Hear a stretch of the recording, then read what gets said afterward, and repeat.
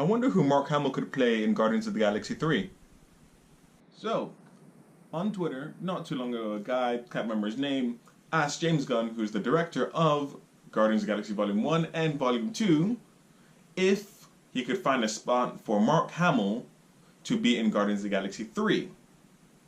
For those of you who don't know who Mark Hamill is, which if you're looking at this video, you probably do, he was the voice of the Joker in Batman the Animated Series. He was the voice of the Joker in the Batman Arkham games, except for Origins. He's done so much voice acting, I believe, in video games as well as just comic book stuff as well.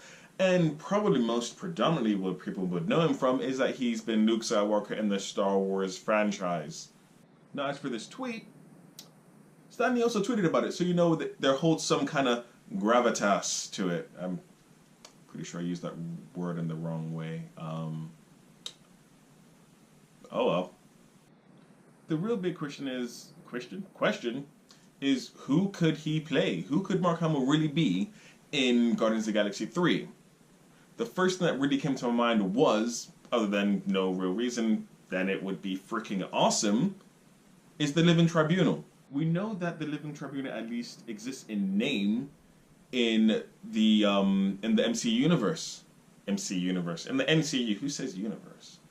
We know that he exists because Carl Mortar uses him, or rather uses the staff of the Living Tribunal in Doctor Strange when they're training, which I think is going to be made into an adaptation of the weapon that the Living Tribunal actually uses in the comics, which is the Staff of Polar Power. So that leads us into who is the Living Tribunal. The Living Tribunal is a cosmic being that is meant to keep the balance of magic across the multiverse, which hopefully, by the time that Guardians of the Galaxy 3 does come out, will be in full effect, or at the very least, we can dive into it further than what we have seen in Doctor Strange, and the little bit that we saw of at least pocket dimensions in Ant-Man. The Living Tribunal, in most cases, from what we've seen in the comics, is made up of three main faces. You've got Equity, which is the face of being unbiased and fair. You've got the face of Revenge, which if something has gone wrong, will this face decide to get full revenge on whoever or whatever has done this atrocity? Then you've got the face of Necessity. What needs to be done in this situation where this thing has happened? What's interesting about these faces is that they are relative to who's looking at them. So if Iron Man were to look at the three faces, he'd see them shrouded in different ways. So you've got a face that's like this, and a face that's like this. If you heard what I just, it's a face like this, and a face that is only like not covered at all. So you can just see it like you see me right now. And there's actually a fourth and final face that is really and truly a reflection of yourself. That also judges you, from what I understand, as to how you would like to be judged. That's not necessarily the final judgment, because all faces must unanimously agree upon what needs to be done, but that's the balance that is there. Which I think this would actually be a really interesting concept to have within the MCU, as far as I know. A being of this doesn't exist, or at least a character like this doesn't really exist in the MCU.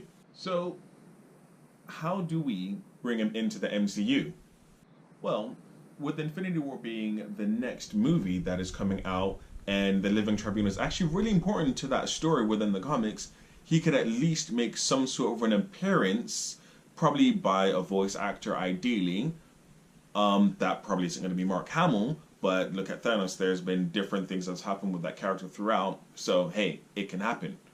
He could be upset at the fact that Carl Mortar is now becoming evil, and is using the Staff of the Living Tribunal as a weapon of evil, and then possibly getting further magical powers through that, because he's taking all the magic from other magic users within the MCU, which would then put in place the face of Revenge, where there's an imbalance as well, and then the Necessity would be there needs to be balance, and the Equity is, well, you need equality. I mean, it's kind of self-explanatory by this point. And with that, that could then at least bring out the character of the Living Tribunal in Infinity War, and to the bigger picture within Infinity War itself, Thanos gaining all of the Infinity Gems, the Infinity Stones, or ideally that's what happens because then it creates a really hard challenge, that would then ideally create an imbalance of magical powers within the MCU, bringing him out into the open, which I think would be really interesting for that type of character to be able to do that, just be brought forth in that manner, which could lead into Adam as well. Now, with the Living Tribunal being said for now, how we can really, the intro into really bringing him in, who else could Mark Hamill be? My next pick would really be the Gardener, who is actually an elder along the lines of the Collector, who we saw in Guardians of the Galaxy, so there's already a connection there. And then we've got the Grandmaster, who we actually saw in Thor Ragnarok, who was played by Jeff Goldblum, and it was just amazing. It was really cool. Now, if we're going to go with something that's really and truly directly related to Guardians and their characters and the mythos within that themselves, I think he is actually a better pick than the Living Tribunal, because he's directly related, or at least connected more so, to Groot, rather than just the overall team, because everyone else has their own connections. Groot is only really and truly connected to Rocket, which is really cool, but we don't know anything about Groot's history. In the comics, Groot's species, whose name I actually can't remember, suffers from a hardened larynx. Recently in the comics anyway, that's been the story, which is why they can only say I am Groot, and they've broken it down into actual language themselves where they each understand each other the same way that Groot does, and by the end of Guardians of the Galaxy 2, so does Star-Lord Peter Quill. So with this, with the Gardener, what happens is that Loki actually poisons the Gardener, and Groot, being the plant animal thing that he is, heals the Gardener from the issue. Don't know how, can't remember, still, he does it. And in return, the Gardener actually gives Groot his voice back.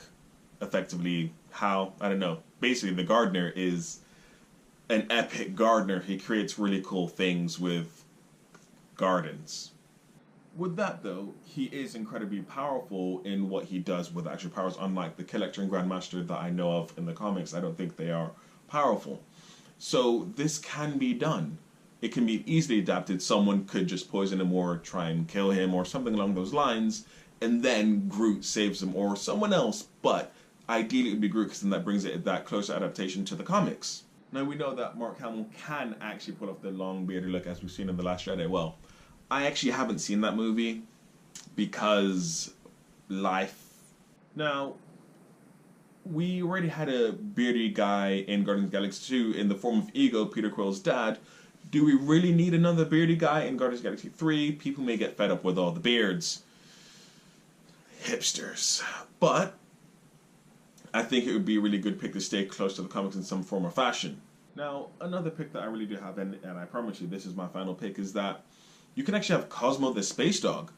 Now, this actually may be the most applicable pick that I've done so far, because it incorporates the fact that it exists already in Guardians of the Galaxy, so there's the connection there, and there's a direct relation to Guardians as well. Now, we saw Cosmo the Space Dog in the Collector's Collection. He was the dog that was in an actual spacesuit. A little bit of a breakdown on the character. He's actually the security chief of the space station Nowhere, which is actually the severed head. I don't know why I'm doing this. It's the severed head of a Celestial. And we know that he survived the explosion that happened when the Power Stone was actually touched, because we see him in the end credits licking the Collector's face. He and Rocket Raccoon actually just don't get along, which is why you see Rocket actually growling at him when they walk into the Collector's space just before everything just goes to awry. Oh, and he's telepathic. So, with that, the character that you've got there already, he's already been established in there, which is amazing. We know he exists, it's beautiful. And it really gives you a chance to see Mark Hamill's voice acting outside of the comic stuff that he's done and various other things that you can see in a mainstream movie. I can't think of anything off the top of my head that he has done.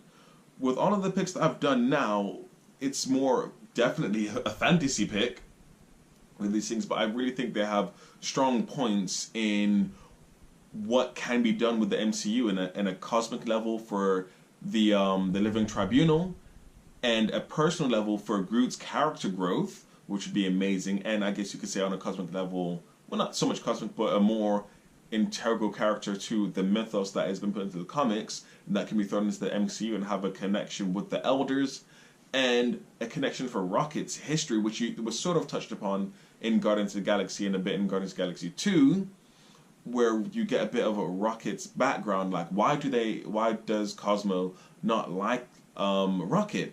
I'd find that highly interesting, and were they created together maybe, because we know that Rocket from Guardians was taken apart but back together, everything back and forth, and he has a real hang up about it. So maybe space, maybe Cosmo was in the same experiment that made Rocket. With that being said, please guys, if you could leave a like, subscribe, hit that notification bell, let me know what you think, if Mark Hamill will be a hero or a villain or somewhere ambiguous like the top picks that I've made just now. Comments in the section below, please. With that, peace.